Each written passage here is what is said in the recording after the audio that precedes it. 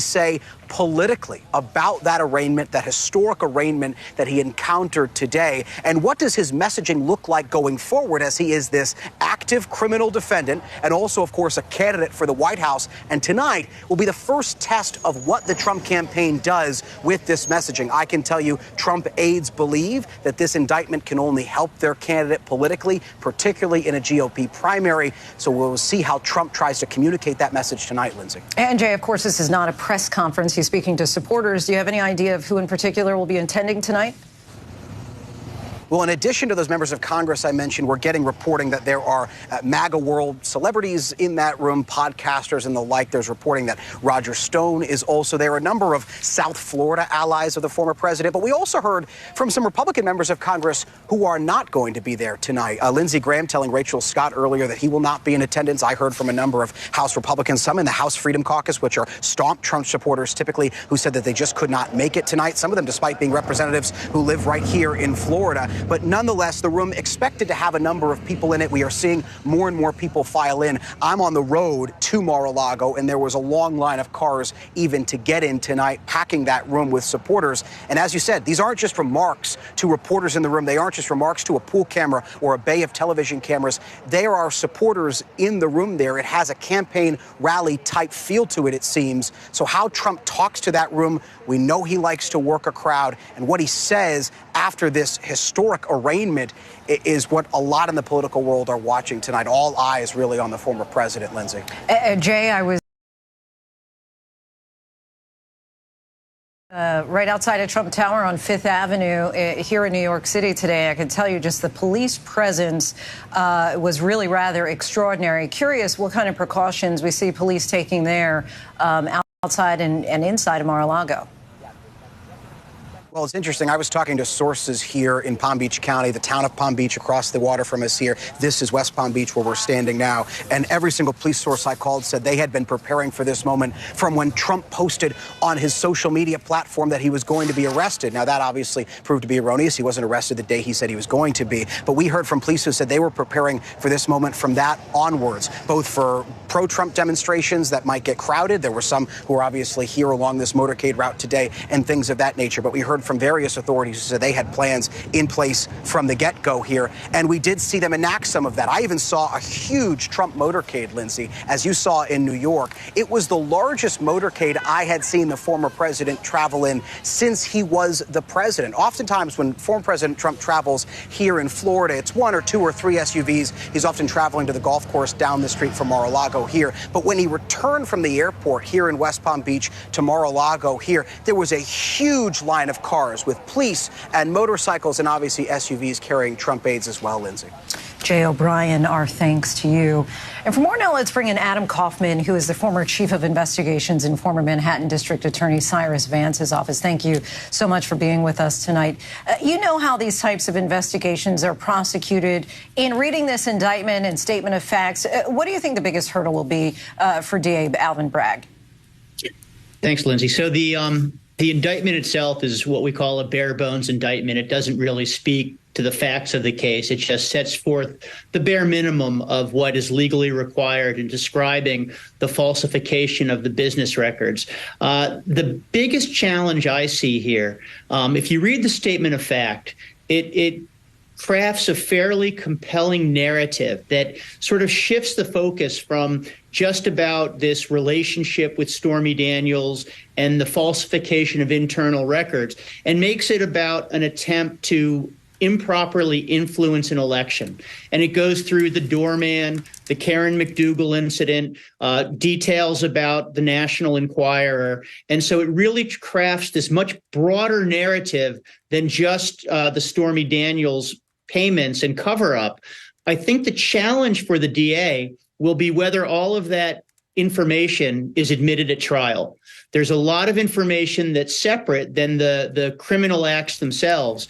And there's going to be extensive litigation between the defense team and the prosecution as to how much of those facts are going to come in before the jury at the trial. Were you surprised that there are 34 felony counts? No, under New York procedural rules, each of the false records has to be its own count. It's sort of a quirk of New York procedure. And so the number of counts simply speaks to the number of times Mr. Trump made or caused to be made some sort of false record in the Trump organization. Is there anything the former president could say tonight that might make a judge reconsider a gag order?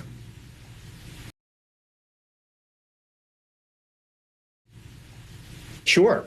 I mean, absolutely. He we don't know what he's going to say, but if he starts, if his comments are overly inflammatory about the judge, the prosecutor, if he references their families, I think that could definitely have an impact. I don't think that Judge Merchan is going to put up with that type of rhetoric. I think he'll recognize that, Mr. Trump has a right to speak out, has a right to address his constituents in the country in light of what happened today. But I do think there are limits. And I think Mr. Trump's legal team has probably advised him not to go too far and not to be overly inflammatory in what he says tonight.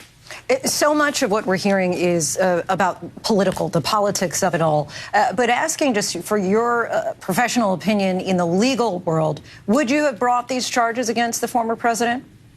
I hate that question. It's a case where when you read the statement of fact, I think if I put on my prosecutor hat, it's a hard case to walk away from. Because it really makes the case that he tried to subvert the election. So having read the statement of fact, it explains to me in much greater detail why this case was brought. And so I think it makes a strong case for itself. Adam Kaufman, we thank you so much for your time. Really appreciate you coming on the show. Thank you. And now let's bring in former federal prosecutor Renato Mariotti into the conversation. Thank you so much for joining us. Is there anything about the indictment that surprised you? Well, quite a bit. I mean, one thing in particular that was surprising is the reference to potential tax violations. So, as you've discussed before, this is obviously a indictment that's focused on false statements in business records. But what makes this crime a felony is that it was allegedly done in furtherance of other crimes. It's really unspecified here what those crimes are, but they did talk about tax crimes. And I think that could be potentially more compelling for the jury. It's a safer bet than the campaign finance crimes, which are also mentioned in the indictment. We've heard from some Republicans being concerned about the politicization of the justice system. DA Alvin Bragg ran for office saying that he wanted to hold Trump accountable. Do you share any of the Republican concerns about our justice system being politicized? Well, I certainly am always concerned about politicization of the Justice Department. I think it's been a concern of mine over the past years, including when Trump was in office and there was, interference with the Justice Department and, trying to fire Robert Mueller and so on. I think that, there are legitimate questions regarding this indictment. And I share some of those concerns and some of those questions. That said, I think a lot of the commentary about it has been political. I mean, there was a lot of attacks on this indictment from people who hadn't read it yet. Now that we've read it, I still have questions about it. But I think at the same time, prosecutors obviously have to be able to charge politicians who are corrupt. I live in the Chicago area. We have plenty of corrupt politicians around here that need to be policed. How long does a trial like this typically take? A trial like this, I would expect, would take at least a week. There are, it's a fairly complex fact pattern. There are a number of different payoffs. They're going to have to introduce a significant number of business records, and they're going to have to put in witnesses to get those records in. And then, of course, there'd be a number of different potential witnesses. Mr. Pecker, who owned the company that the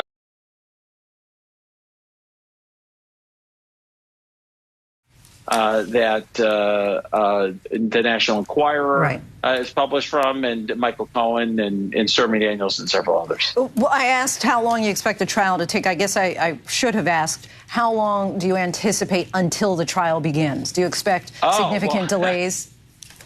For sure. That trial likely would not take place before the 2024 election, unless Trump absolutely wanted it to. In other words, he'd have to push forward and try to get a speedy trial in order to get this done before the election. which would ordinarily be a very valid legal strategy in this circumstance. But I suspect he won't do that, in part because of the campaign and in part because he seems to have tried to delay other legal cases. Former federal prosecutor Renato Mariotto, thank you so much for your time. Thank you. I want to show you some video of Trump's family arriving in Mar-a-Lago with Marjorie Taylor Greene as well as Matt Gaetz as well. You see Donald Trump Jr. there right in the front, followed by Marjorie Taylor Greene and then Matt Gaetz. Marjorie Taylor Greene right there. A Republican Senator Mitt Romney, the only Republican senator to vote to convict Trump twice in his impeachment trials, accused Bragg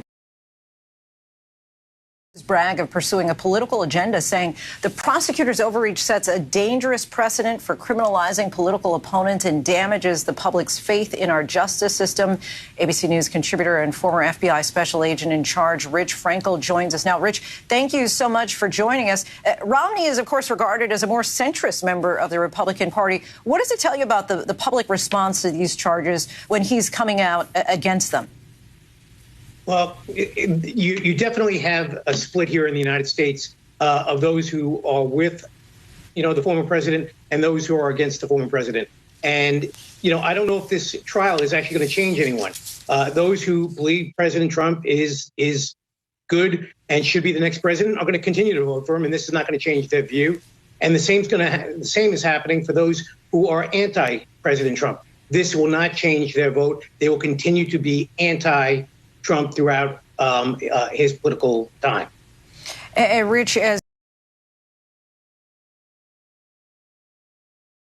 as we're taking a look now live at Mar-a-Lago, expecting the former president to come out just any moment, I am curious what your reaction was when you heard the 34 felony counts of falsifying business records. Well, initially I heard 34 and I went, wow. That's a lot. But then when you started to look at it and you realize that that it's basically 11 counts, or numerous counts for the check and then numerous counts for the actual entries into the books and records of the company. I'm not that surprised by it then. It just goes to every time that they actually made a payment, that became another count. And Marjorie Taylor Greene and others have taken to social media to criticize Bragg and the Democratic Party.